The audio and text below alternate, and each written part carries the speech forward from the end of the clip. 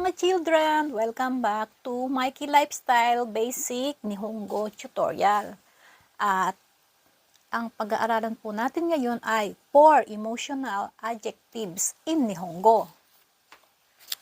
Happy, ureshi. Happy, ureshi. Lonely, sabishi. Lonely is sabishi. Bitter, ang bitter sa Nihongo ay tsurai. Tsurai.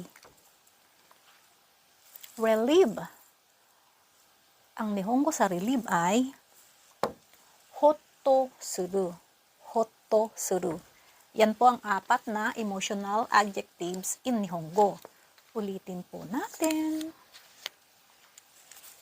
Ang happy ay ureshi. Ureshi. Ang lonely ay sabishi. Sabishi. Bitter. Ang bitter ay tsurai. Tsurai. Ang relieve. Ang relieve sa Nihongo ay hotto suru. Hotto suru. Yan muna po ang ating lesson for today.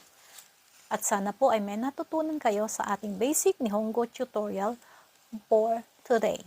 At maraming salamat po. Honto ni arigatou gozaimasu. Mata ne. Jane.